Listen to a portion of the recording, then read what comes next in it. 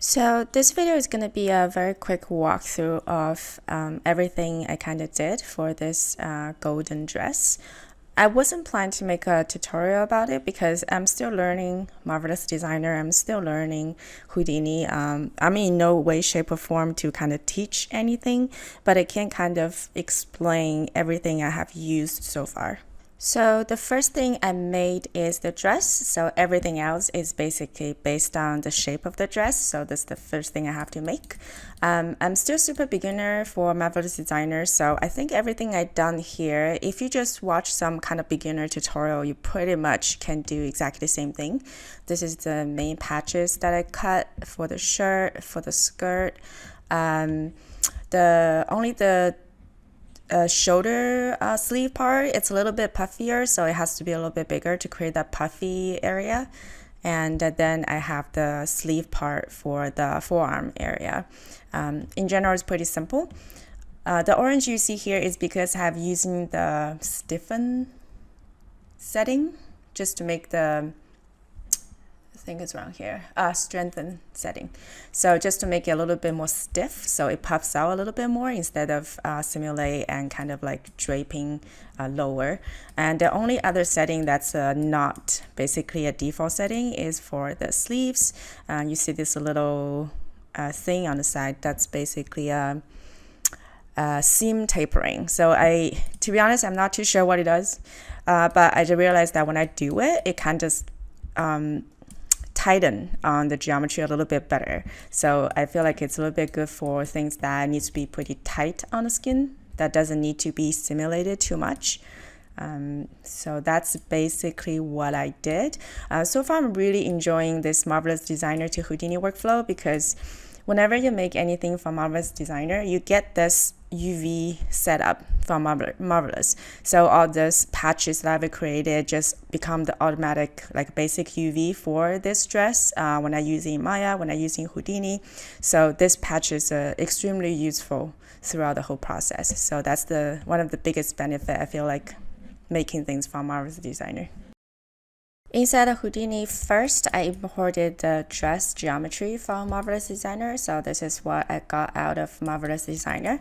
And then I used the subdivide mode to give it a little bit more geometry because we have to deform a bunch of things on top of it and have a high resolution mesh will really help the deformation to go a little bit better because every time, whatever geometry you try to deform on this, the vertices on that geometry will have to find a point to go. So the more points I have, the better the deformation goes. So that's why I subdivided quite a few times to use. And also I used visualize UV. So this basically makes the UV, because this thing coming with the UV, that's the same as Marvelous Designer. And we can actually visualize this inside of Houdini using a node as a geometry, which is kind of similar to when you're in ZBrush, when you click on UV and the geometry kind of shift into like a UV position. So it's kind of similar to that. So if I visualize that and focus on it, so this is the UV, basically exactly the same as what you see in Marvelous Designer, only it's like in the center of the world, and also it's super tiny actually, but for what we needed to do, it doesn't really matter the size of it. Actually, I also needed to kind of export this UV version of the geometry back into Maya to do the ornaments. I will show you that in Maya actually. So here. So I basically exported that geometry, the kind of UV version of the geometry into Maya, and I lay down the ornaments the way I wanted to. So the ornaments, again, it comes from JR Tools. I use it many times in my other projects. I basically bought a set from Gumroad. I kind of simplified it a little bit. The original version was way too dense, so I kind of simplified it. So I kind of lay out the kind of ornaments, kind of like layout that I think looks good. And then I exported these patterns back into Houdini. So I separate into two because I'm going to create kind of like outline geometry for all the ornaments, and I don't want all of them to look exactly the same. So I actually created two groups. So one is I call it the surface pattern. Another one I call the wire pattern, which, doesn't make much sense really, but it's just to separate into two groups. So I got some variety because I'm going to procedurally generate kind of outline geometry for all those. So yeah, that's pretty much what I did in Maya for this part. I think mostly I just need to get these two things out, and also they are basically in yeah, I'm using this to create them, so they're in the similar position of these, which kind of helps with deformation later as well. Back in Houdini, so I exported those two patterns, which I put them here. So that's the surface pattern that I exported from Maya, and also this is the wire pattern that I exported from Maya.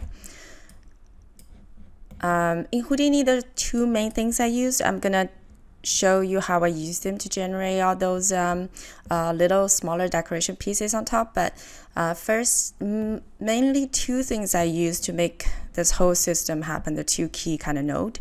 One is obviously deform. So I'm using this to deform anything that I laid out according to the UV pattern and deform it to the dress shape. So the deform one is one key one. Another one is copy to points.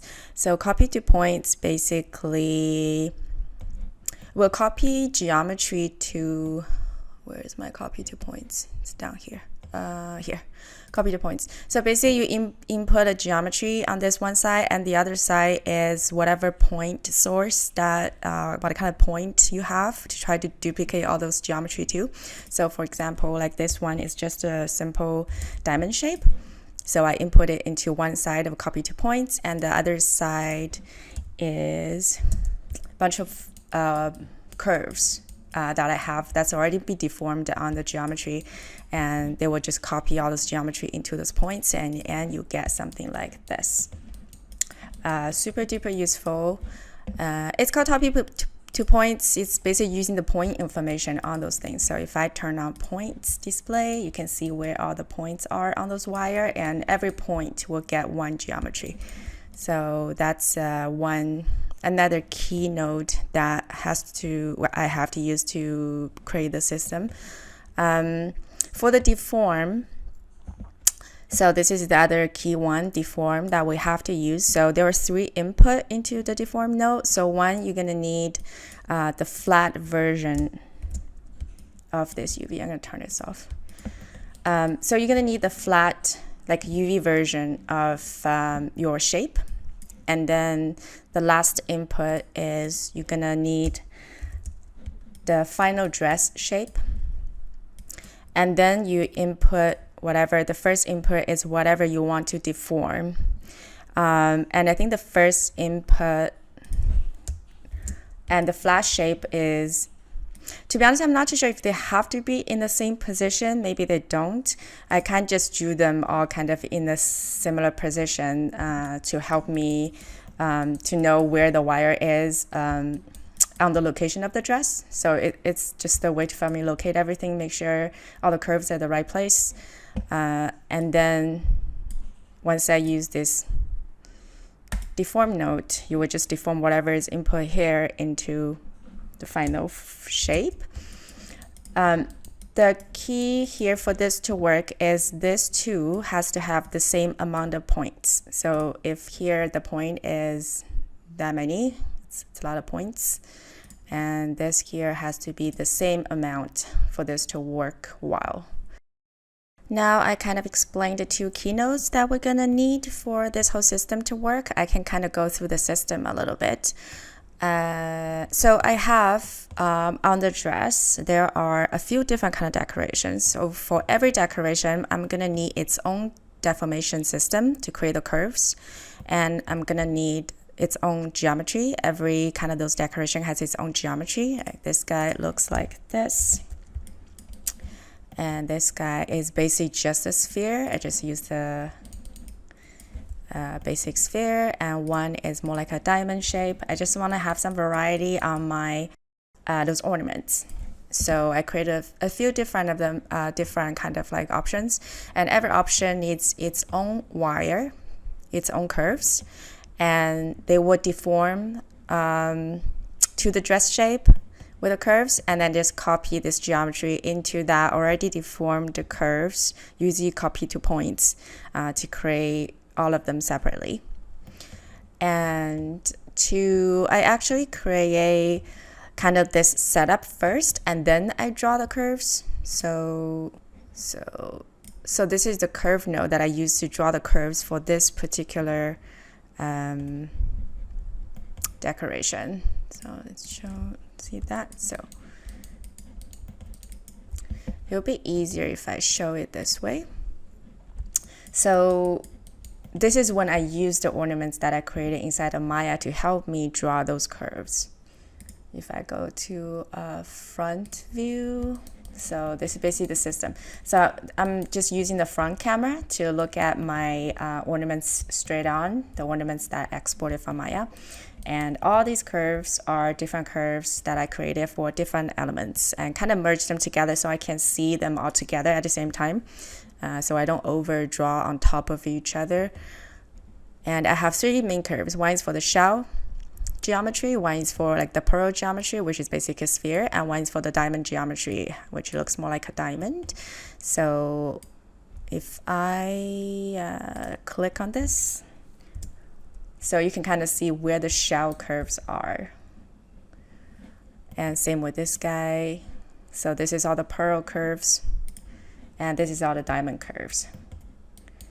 So I kind of set up a system first, and then I start to draw the curves, kind of just more like a design kind of phase where I'm like, okay, this is the area I'm going to use more shell curves because I know it's going to be very like a brass metal. It's very golden looking. So I'm like, okay, this is the area I want those decoration to be. And then pearl is going to be more round and it's kind of brighter color. So this is where I want those decoration to be, just to have like a variety of different kind of color, different shapes. So in the end, this will look really complex, but really I'm just using like 3 different things to do that. I think that's pretty much the key parts that I used to create this thing. I can quickly show you. So at this point, I have the shell geometry. I'm gonna go back to a perspective. Got this geometry that I used, I need to duplicate, and this is the curve that I end up drawing. Actually, I'm gonna show you from here. So this is the curve that I end up drawing, and I deform it first. This is the deform node, so it becomes like that, and then it goes down. There's a few different kind of things that I'm not gonna explain everything. I don't even know everything super well, so we'll see. So feed that curve into copy to points, and now you have those guys being copied to all the points on the curve. So did that for all of them, and that's when we get this. So I haven't explained these things yet. So I do also create a geometry as an outline for the ornaments. I feel like without that, it was just a flat plane kind of floating on the clothing. It looks a bit odd. So I created some outline geometry as well. The basic idea is pretty much the same, also copy to points. It's just that I have to extract curves from those geometry, which is a group node. So that you can actually use a group node to group all these curves outside of a geometry. And same, I deformed it first of those curves and then copy to points. And I got the outlines of those ornaments. I know I'm not explaining all the nodes because that will be way longer tutorial, and also I'm still learning a lot of the stuff. Just because I'm using them doesn't mean I fully understand them, so I'm still learning. I'm not confident to try to explain the whole theory of Houdini right now, but hopefully this kind of helps for anybody that's curious, want to know how this was made.